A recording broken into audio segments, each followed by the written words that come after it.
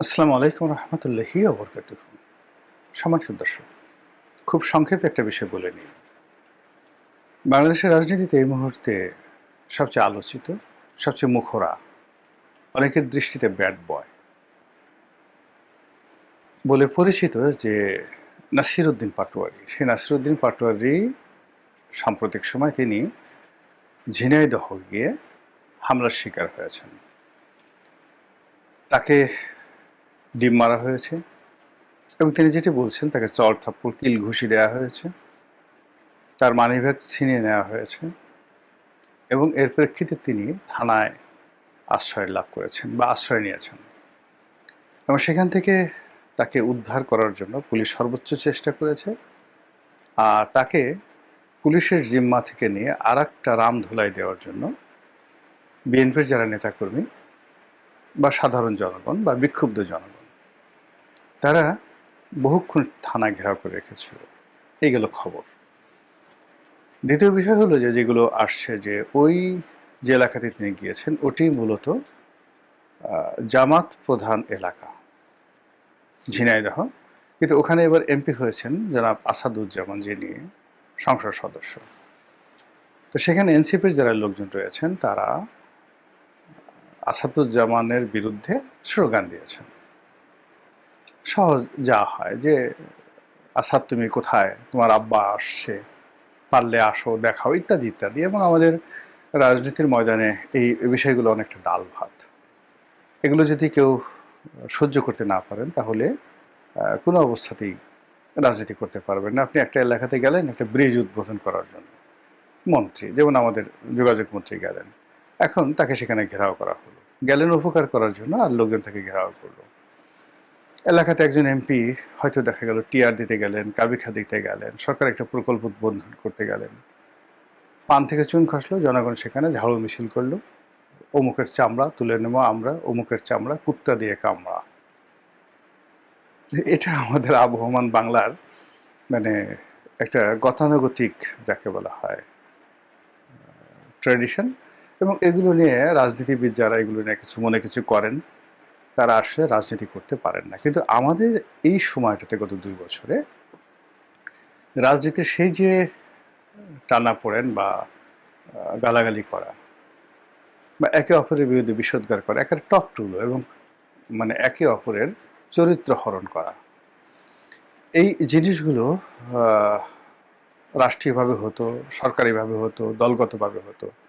শেখ হাসিনাকে নিয়ে বিএনপি যখন ক্ষমতায় ছিল এমন কোনো অশ্লীল অশ্রাব্য জিনিস নেই যে তার বিরুদ্ধে ছড়ানো হয়নি। তার ব্যক্তিগত স্টাফ মৃণাল, তার ব্যক্তিগত স্টাফ ছিল রেন্টু, তাদেরকে নিয়ে নানা রকম মানে অশ্লীল অশ্রাব্য জিনিস বিএনপি প্রচার করেছে।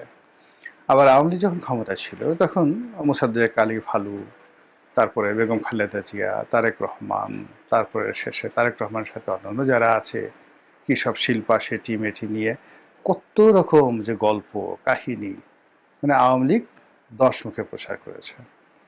আবার শেখ হাসিনার ব্যক্তিগত জীবন নিয়ে সংসদের ভিতরে বাইরে যা মুখে আসে তাই আওয়ামী লীগের লোকজন বলেছে। তো এই জিনিসগুলো আমাদের দেশের একটা ট্রেডিশনাল রাজনীতির মধ্যে ঢুকে গেছে। কিন্তু যখন এই যে বট বাহিনী আসছে, যখন ইল্লু পিঙ্কুরা আসছে এজ এ ভাড়াটিয়া হিসেবে, এবং ছোট মানুষ দিয়ে বড় মানুষদেরকে অপমান করা হয়েছে, লাঞ্ছিত করা হয়েছে, তখন পুরো রাজনীতির যে স্ট্রেংথ, রাজনীতির যে রিদম, এটা নষ্ট হয়ে গেছে। এবং এই কারণে কি হচ্ছে, এখন যে রাজনীতি সেই রাজনীতি সরাসরি সম্মুখ সমরে কেউ আসছে না, পেছন থেকে আততায়ীর মতো ছুরি মারা হচ্ছে গত 2 বছর ধরে। এবং এরই প্রেক্ষিতে plan A, plan B, plan C, তারপরে গুপ্ত সংগঠন এ, গুপ্ত সংগঠন বি, গুপ্ত সংগঠন সি, এবং এটা এখন এমন পর্যায়ে আছে বিএনপির কোন লোকটা যে জামাত করে আর জামাতের কোন লোকটা যে বিএনপি করে এটা এই মুহূর্তে কেউ বুঝতে পারছে না। জনাব ফজলুর রহমান, আলোচিত সংসদ সদস্য, বীর মুক্তিযোদ্ধা, তিনি চমৎকার একটি কথা বলেছেন যে জামাত জলস্থলে অন্তরিক্ষে তাদের এজেন্সি বা তাদের গোয়েন্দাগিরি এমন পর্যায়ে বিস্তার ঘটিয়েছে যে মাঝে মধ্যে তার স্ত্রী তাকে দেখে তার সন্দেহ হয় যে এটা জামাতের এজেন্ট কিনা। বোঝার চেষ্টা করুন। এবং একই অবস্থা আমি যে নিজে মানে এই যে কথাবার্তা বলছি, আমার নিজেরই ফজলুর রহমান সাহেবের বিরুদ্ধে মানে কোনো অভিযোগ নাই, বরং উনি যে কথাটা বলছেন আই ডু সাপোর্ট। যেমন দেখা গেল আমি কথা বলছি, আমি শেখ হাসিনার সমালোচনা করে আসছি, তারেক রহমান সাহেবকে করছি, সবাইকে করছি, আজকে থেকে নয়, সে 2009 সন থেকে। আবার যখন আমি রাজনীতিতে ছিলাম না, আমি যে ট্রেড পলিটিক্স করেছি, ব্যবসা বাণিজ্য করেছি, যারা আমার সঙ্গে জানেন বা আমাকে চেনেন তারা সবাই মোরালে দেখেছেন যে আমি সবসময় ভোকাল ছিলাম একেবারে শৈশব থেকে। ইভেন আমি যখন ক্লাস 3-4-এ পড়ি তখন ওই শিক্ষকদের বা অন্য ছাত্রদের, সিনিয়রদের, তাদের কোনো অনিয়ম দেখলে আমি কিন্তু চুপচাপ থাকিনি। তো এটা আমার আশেপাশের লোকজন জানেন, আমার স্ত্রী তো অবশ্যই ভালো করে জানেন। তো যাই হোক, তিনি কিন্তু কখনো বলেননি যে তুমি শেখ হাসিনার বিরুদ্ধে কথাবার্তা বলে উঠল না, তারেক রহমান সাহেবের বিরুদ্ধে কথাবার্তা বললো না, কিন্তু হঠাৎ করে তিনি বললেন যে বাধ্য জামাত ঠামাত নিয়ে আর কোনো কথাবার্তা বলো না। কি বুঝলেন বলেন? আমি যদি এখন সন্দেহ করি যে আমার স্ত্রী জামাতের এজেন্ট হয়ে গেছে। আর এই কথা তিনি বলেছেন, কেন বলেছেন আপনারা জানেন, যে ওই যে বট বাহিনী, ওদের যে বট বাহিনী বিভিন্ন ভিডিও বানিয়ে এ ওর মানে খাট কাঁপায়, এ ওকে বিয়ে করেছে, এ ওর সঙ্গে এইটা করেছে, এইভাবে যে সিনেমাগুলো তৈরি করা হচ্ছে, নাটকগুলো তৈরি করা হচ্ছে, এগুলো পরিবারের মধ্যে যারা শান্তিপ্রিয় মানুষ, যেমন ধরেন তারেক রহমান সাহেব আছেন, তো তার স্ত্রী তাকে সঙ্গত করে অনেক বলবে যে বাদ দাও, এগুলো করলে আমার মেয়ের সম্পর্কে, আমার সম্পর্কে, তোমার সম্পর্কে এত বাজে কথা, বাদ দাও এই সমস্ত জিনিসগুলো। ফলে কি হলো, এই যে নোংরামির কারণে কি হচ্ছে, পুরো রাজনীতির যে অঙ্গনের যে রিদম, সেই রিদমটা চলে গেছে। এবং এখানে খুব ওরা যেভাবে, প্রতিপক্ষ যেভাবে গোপনে কাউকে মানে ক্ষতি করতে চাচ্ছে, খুন করতে চাচ্ছে, বদনাম করতে চাচ্ছে, সামাজিকভাবে হেয় করতে চাচ্ছে, আবার যারা ক্ষমতাধর যারা লোকজন আছেন তারাও কিন্তু গোপনে প্রকাশ্যে তাদের যারা প্রতিপক্ষ তাদেরকে ক্ষতি করতে চাচ্ছে। নাসিরুদ্দিন পাটোয়ারি এই মুহূর্তে যেহেতু আলোচিত, এবং এই যে এখন নাসিরুদ্দিন পাটোয়ারি যেভাবে আলোচিত, উসমান হাদিও কিন্তু একইভাবে আলোচিত ছিল। এখন উসমান হাদি যেভাবে তার যে রাজনৈতিক জীবন, সেই রাজনৈতিক জীবনের কোনো ধারাবাহিকতা নেই। সে কি জামাত করতো, শিবির করতো, সে কি জামাত শিবির এজেন্ট ছিল নাকি বিএনপির এজেন্ট ছিল, সে ইনকলাব মঞ্চ করেছে, কোথা থেকে এলো, অনলাইনে ছাড়েন, মির্জা আব্বাসের সাথে ইলেকশন করছে, একে ডিম মারে, এ ময়লা ফেলে, আর সে তার দুর্বোধ্যভাবে চলতেই থাকে। কোথা থেকে টাকা পায়, কার সাথে কি সম্পর্ক, লেখাপড়া করেছে কোথায়, বাড়ি কোথায়, কিচ্ছু আমরা জানি না। অনলাইনে ছাড়েন, দেখলাম যে তার প্রতি গুলি বর্ষণ করা হয়ে গেছে এবং সে মরে গেছে। সারা বাংলাদেশেই তার মৃত্যুকে কেন্দ্র করে উত্তাল হয়ে পড়লো এবং তাকে ঢাকা বিশ্ববিদ্যালয়ে সমাধিস্থ করতে হলো। তার এই মৃত্যুকে কেন্দ্র করে ডেইলি স্টার, প্রথম আলো আক্রমণ ঘটানো হলো। এরপরে ডক্টর মোহাম্মদ ইউনূস সরকারের পতন ঘটে গেল। তো এই যে উসমান হাদির উত্থান, তার মৃত্যু, তাকে নিয়ে, তার মৃত্যুকে কেন্দ্র করে যা কিছু ঘটেছে, এর ফলে কতগুলো বিষয়, বেনিফিশিয়ারি কারা হলো, আর বেনিফিশিয়ারি কাদের হওয়ার কথা ছিল, যাদের বেনিফিশিয়ারি হওয়ার কথা ছিল, লাভবান হওয়ার কথা ছিল, তারা লাভবান হতে পারেনি, আর যারা লাভবান, ক্ষতিগ্রস্ত হওয়ার কথা ছিল, তারা লাভবান হয়ে গেছে। ফলে প্রজেক্ট এ ফেল।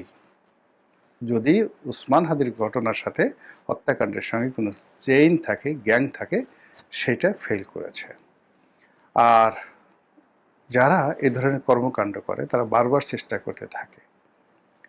তারা এই যে প্রথম প্রজেক্ট যদি ফেল হয়ে থাকে, দ্বিতীয় প্রজেক্ট সফল করার জন্য তারা প্রাণান্ত চেষ্টা করছে এবং করবে, এটা স্বাভাবিক। এখন এটা বিএনপি হতে পারে, এটা আওয়ামী লীগ হতে পারে, এটা জামাত হতে পারে, এনি বডি এটা হতে পারে। তো সেদিক থেকে নাসিরুদ্দিন পাটোয়ারিকে কেন্দ্র করে এখন যা কিছু হচ্ছে, ফলে তাকে নিয়ে একটা দুর্ঘটনা ঘটার সম্ভাবনা রয়েছে। এটা আমার কথা নয়, এটি বিএনপির এই মুহূর্তে যিনি মুখপাত্র, অর্থাৎ দেখা গেল বিএনপি দুই ধরনের মানুষকে পিক আপ করেছে। যারা একসময় রাজপথে ভোকাল ছিল, নুরু ছিল, জুনায়েদ সাকি ছিল, ববি হাজ্জাজ ছিল, ডাক্তার জাহেদ ছিল, তাদেরকে তারা ক্যাবিনেটে নিয়ে গেছে। এখন ক্যাবিনেটে গিয়ে তো তারা এই কথাগুলো তারা বলতে পারছে না। আর রাজপথে বিএনপির যে সমস্ত লোকজন রয়েছে, এখন অনেকে মন্ত্রী হয়েছেন, এমপি হয়েছেন, তারাও কোনো কথা বললে সেখানে ট্রল হয় এবং তারা ওইভাবে বলতেও চায় না। আরেকটি অংশ রয়েছে যারা বিএনপির বঞ্চিত, এখন যাদের কথার যথেষ্ট গুরুত্ব রয়েছে, যেমন শামসুজ্জামান দুদু, আসাদুজ্জামান রিপন, মোয়াজ্জেম হোসেন আলাল, ডক্টর মঈন খান, কিন্তু বাংলাদেশের রাজনীতিতে তাদের যে অবস্থান, সেই অবস্থানে থেকে তারা কখনোই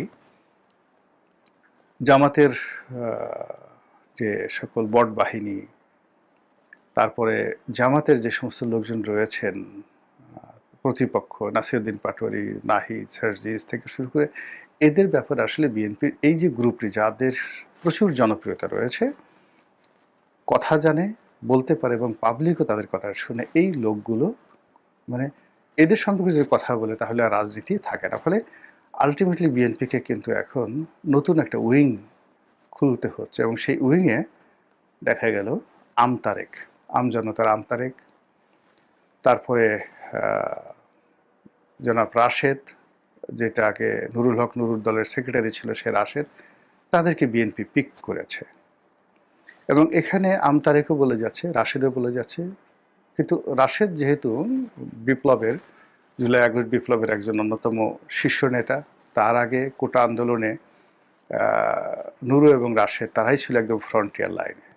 তো কাজী রাশেদের এখন আলটিমেটলি একটা মানে ওজন আছে, ওয়েট আছে, যাই কিনা অনায়াসে মাহফুজ, সার্জিস, হাসনাত এদেরকে নিয়ে বা নাসিরউদ্দিন পাটোয়ারিকে নিয়ে যে কোনো কথা বলতে পারে, কিছুটা সিনিয়রিটি রয়েছে। এখন আমার যে এইজে ধরেন আমি এখন হাবিবুর নবী খান সোহেল কিংবা ধরুন এখন যারা মন্ত্রী পরিষদে আছেন, এদেরকে নিয়ে কথা বলতে পারি, কিন্তু কোনো অবস্থাতেই আমি তো একেবারে ছাত্র দলের রাকিবকে নিয়ে কোনো কথা বলতে পারি না। তাহলে রাজনীতি রাকিবেরও থাকে না, আমারও থাকে না। তো সেই ক্ষেত্রে এই মুহূর্তে বিএনপির বিরুদ্ধে যারা ভোকাল রয়েছে তাদেরকে মোকাবেলা করার জন্য এখন যিনি প্রধান সিপাহ সালার রাজপথের, তিনি প্রধানমন্ত্রী তারেক রহমান সাহেবের খুবই ঘনিষ্ঠ, তিনি হলেন রাশেদ। এখন রাশেদ যে কথাগুলি বলছে, এগুলো মিডিয়া হয়তো এজেন্সির কথা মতো হতে পারে, অথবা মিডিয়া নিজেই মনে করছে এগুলো একদম ফ্রন্ট লাইনে এই জিনিসগুলো প্রচার করছে। তো রাশেদ যেটা বলেছে সেটা হলো যে নাসিরউদ্দিন পাটোয়ারি যে ঝিনাইদহে গেল, সেখানে জামাতের প্ল্যান ছিল তাকে হাদির মতো মেরে ফেলবে।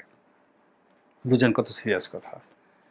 তারপরে বিএনপি সরকারকে বিপদে ফেলবে এবং রেজিম চেঞ্জ করার চেষ্টা করবে।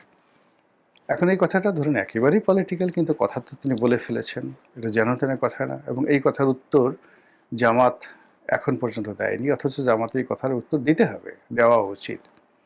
আর রাশেদ এই ধরনের কথাবার্তা যে বলেছেন, সে কথাগুলো বলেছেন তার নেতাকে সেভ করার জন্য, তার দলকে সেভ করার জন্য। তিনি এখন বিএনপি নেতা এবং তিনি এই কথাগুলো বলার সাথে সাথে অত্যন্ত গুরুত্ব সহকারে সমস্ত পত্রিকা এই রিপোর্টগুলো ছাপিয়েছে।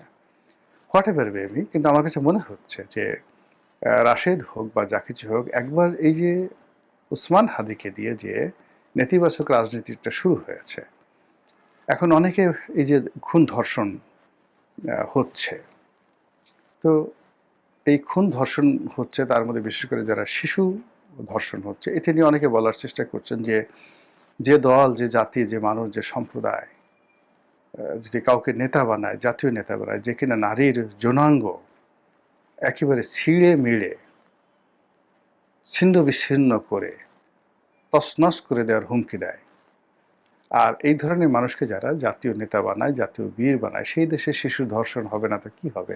আপনি দেখেন কথার কত সুন্দর যুক্তি, এবং এগুলো কিভাবে একটার সঙ্গে আর একটা ইন্টারলিঙ্ক হয়ে যাচ্ছে।